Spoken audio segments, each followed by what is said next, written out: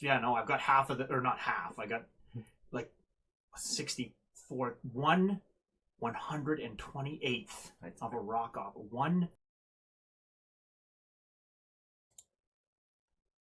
Hey, welcome back. My name's Cody. We're here with Paul talking about the Paulcast, and today also last time it's a continuation of the conversation about albums. It's the same one. It's so he can go planting. And Yeah. you don't have to make more. Anyways, he's gonna be gone. we're talking about albums versus singles at this point, and we'll see where it goes from there. You were saying? Oh yeah, what I was saying is I think it's everything is going to get released one at a time. You're going to have singles, but you should have the overall album in mind, because something that happens when you're doing them in an album is albums tend to be themed. And if you look at our albums, like they follow a vein or they follow a theme.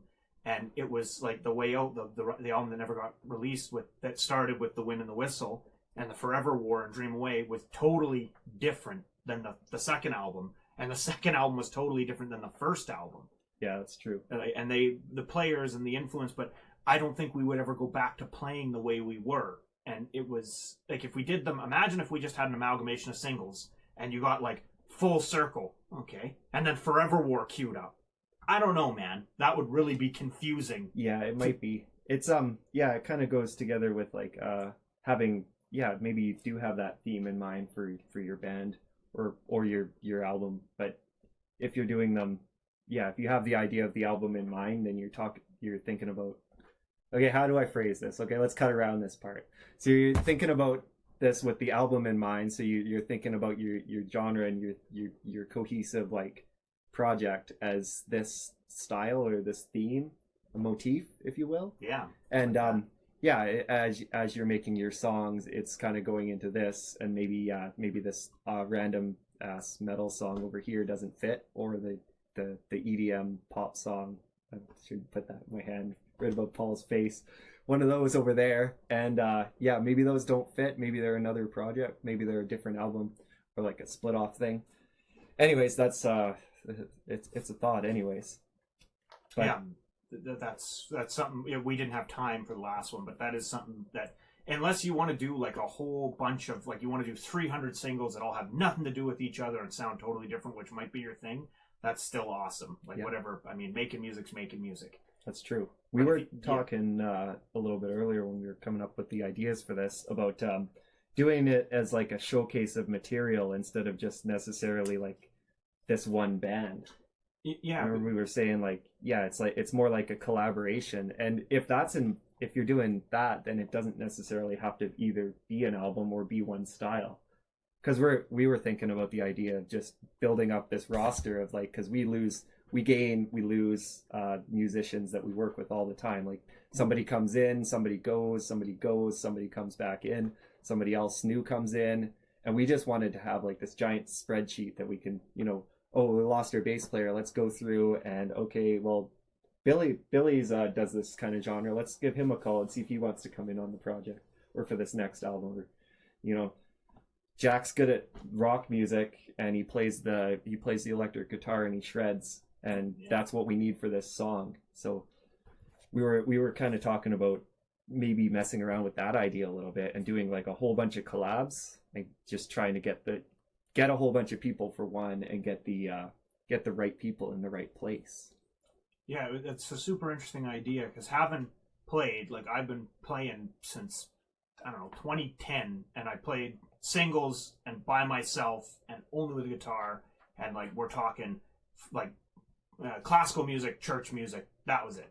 Then I met The Way Out, then we played folk with guitar, and then I was in a band. I was like, I love being in a band. Then I was in the Way Out, the other form, and then I was in the band at the time. And I've been in bands, and I've worked alone, and then the last project I did was that collaboration. And what a cool idea to pull in everybody we know. No commitment of the band, because bands can be super stressful. All the fun of playing the music, all the fun of writing music, none of the stress. I want to say it's like prostitution. You get to buy it and have it and then get rid of it, but it's not. And Cody's gonna have, now he's like, I gotta cut that now out. I gotta cut around it because all the ladies are gonna be pissed. Yeah. Well, it could be dudes. We live in a weird world. Yeah, now. we You do can live get in a any weird... kind of prostitute. Yeah. Well, I guess so. I mean, it could be I don't anything. think I don't. Hopefully, we're allowed to say prostitution on YouTube. anyways, just yeah, cut around. yeah, we'll just. I don't endorse I'm it. not I cutting mean, around this. Yeah, okay. But And that anyways, was, I was just thinking that yeah, the with some analogy kind of all the fun, but none of the commitment. Yeah, exactly. And you get to write the song, make the song, work on the song, work with other musicians, and then because you're not so invested, like this is my band, this is important. We lost our bass player. Now the project's ruined. Now we have to quit and start over again. Maybe you can just be like, okay, well, we just have to find somebody else for this next project. Yeah. Or for this project to get it finished, or maybe somebody just has to play the bass and the guitar instead. Because we're not talking about from a live perspective here. We're just talking about as songwriters and as people who write and record. Yeah, the song was done by the time I showed up. The core of it, most of it was done. I went in, got a metronome. We did the drums in a day, or my section, and it was just awesome to be part of something that I didn't have to spend the next like. When you're in a band, when you're not with them, you're still thinking about it and trying to work on it, and everybody's doing that. Whereas I went and did it. Yeah, it was one and done. Yeah, and the collaborating, like making these collaborations or bringing in players, a band may come out of it, but if not, at least you're still practicing, producing, and you're still keeping like. It was like when you said the merits of the cover band is you might not want to be in a cover band, but you still get to play music and like.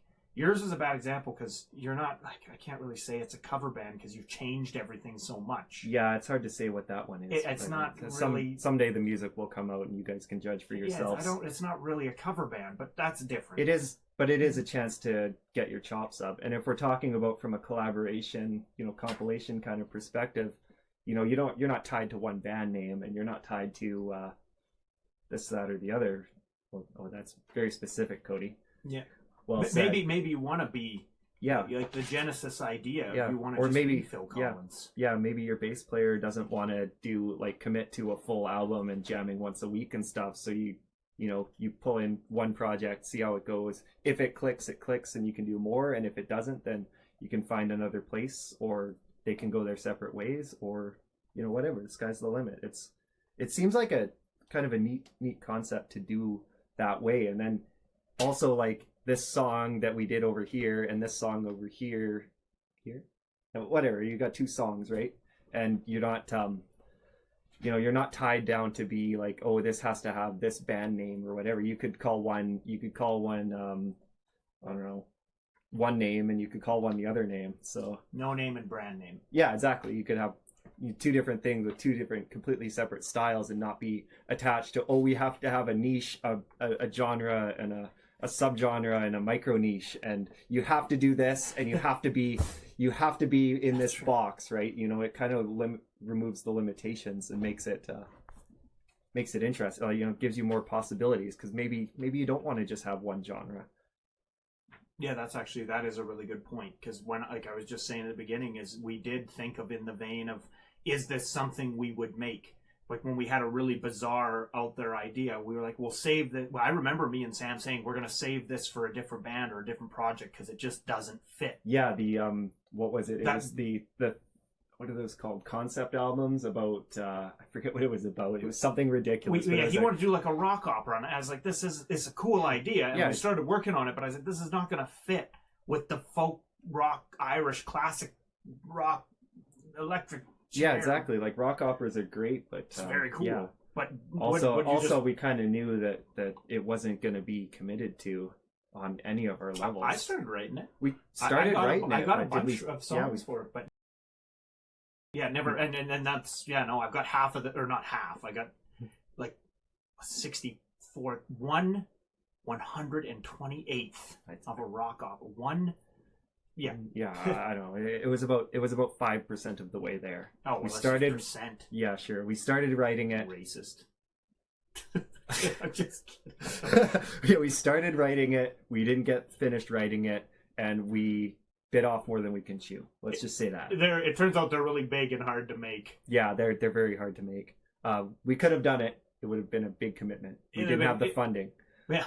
Yeah, if we're going to do the rock opera, we better get a Kickstarter. Yeah, we better get some kind of crowdfunding going on that one. If you guys are interested in that, let us know. But we're not holding our breath on that one. Maybe someday we can make it happen. I'd do that. That'd be awesome.